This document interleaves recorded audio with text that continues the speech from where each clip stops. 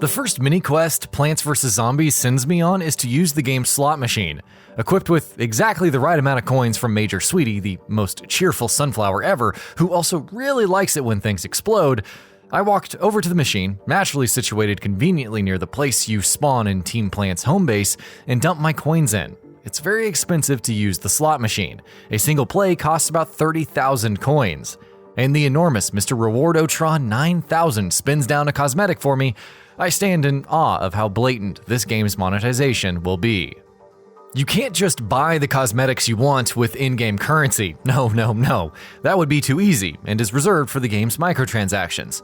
Microtransactions aren't in the game yet, but they will be soon, allowing players to visit Rux's Emporium and purchase the pieces that they want, no slot machine required.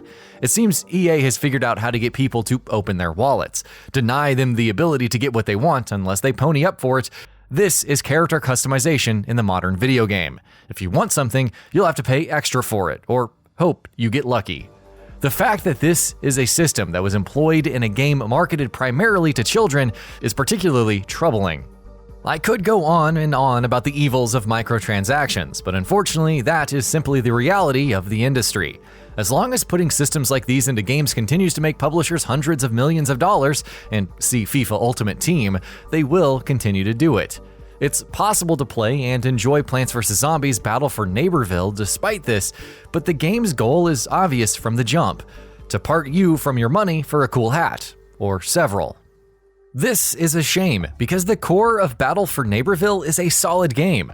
It's essentially Garden Warfare 3, though why EA decided to drop that subtitle for one that is far, far worse is a mystery that will remain locked in their marketing department. The major difference here is that Battle for Neighborville introduces PvE content into what has been a series built on PvP. Both Team Plants and Team Zombies have their own separate hub areas where you can customize your character, acquire upgrades, hang out with other players, and even play a couple minigames. There's even an amusement park sandwiched between them, so you can hang out with members of the other team and practice your combat skills in a stress-free environment. The team hubs are also your gateway to the game's other modes. They're pretty dense areas that can be confusing to navigate at first, but once you get used to them, the way they're set up makes sense. They're also quite charming, and you also don't have to use them. Things like switching teams and character customization can be accessed by pressing start. After you finish the 8 introductory quests, which will teach you how to navigate the hubs, use emotes, play minigames, and gamble your money away in the aforementioned slot machines for items you may or may not want, you can jump into the game's other modes. There are 3 PvE modes in all: Mount Steep, Plants, Weirding Woods, Zombies, and Town Center, both. Each has quests to do, areas to explore, and bosses to fight. There are even small storylines to complete. These areas can be done with any available character and can be played solo or with friends. While it's nice that this game includes all this stuff, I didn't find any of it particularly impressive. The zones themselves are cool and pretty big, and the writing is meant to be silly, though your mileage may vary. I was mostly annoyed. Even the boss fights are pretty good. The big issue is the quests themselves, which are so bog standard it's hard to have any investment in them. When one of your opening quests is an escort mission and the thing you're escorting is a lawnmower, you know you're not dealing with inspired quest design. This is made worse by the fact that your standard NPC enemies just aren't very fun to fight.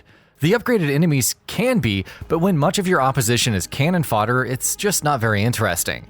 I'm not saying that there's nothing of value here, but I have a hard time believing most players will be into Battle for Neighborville for its PvE long term. PvP fares better. It's still a class-based shooter in the vein of Team Fortress 2 or Overwatch, though the variant system from the previous game has been abandoned. There are 20 characters total, divided into attack, defense, and support, and each side has 3 new additions. The zombies have the Electric Slide, a roller-skating, lightning gun-wielding maniac, the bow-wielding, heavy-damage 80s action hero, and the Space Cadet, who can transform their small vehicle into a larger one and combine into a larger unit with other Space Cadets. The Plants, meanwhile, gain the ninja-esque Nightcap, the fire-breathing up-close and personal Snapdragon, and the Acorn, who can transform into the Mighty Oak and have 3 acorns right along with him. All characters have also gained the ability to sprint, making them more elusive. Characters can also spend a set amount of points to equip upgrades, all of which do different things, and have different point costs depending on what they do. It's a neat little tweak that allows you to tailor your picks to your playstyle.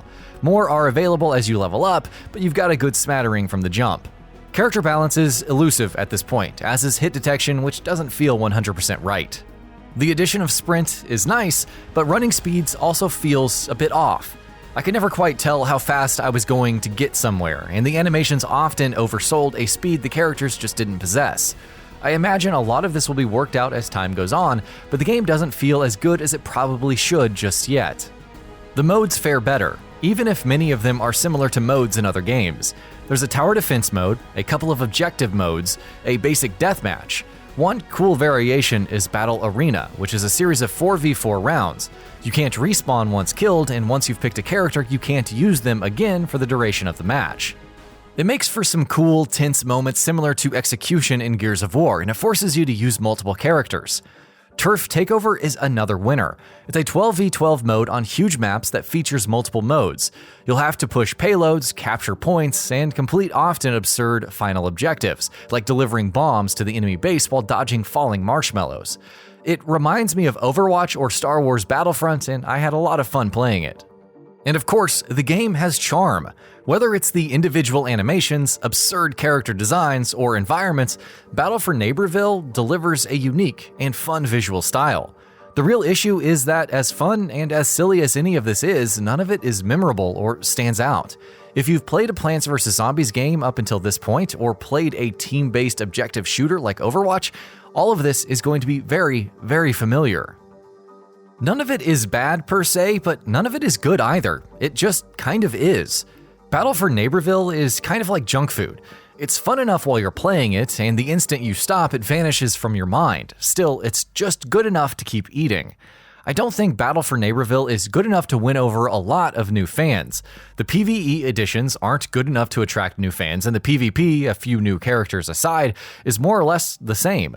If EA wants people to spend money on their microtransactions, they should probably provide something a little more filling. And that about does it for this video. If you enjoyed what you watched and want to see more from Gaming Bolt, you can always hit that subscribe button and turn on the bell icon next to it. That way you will never miss any of our videos.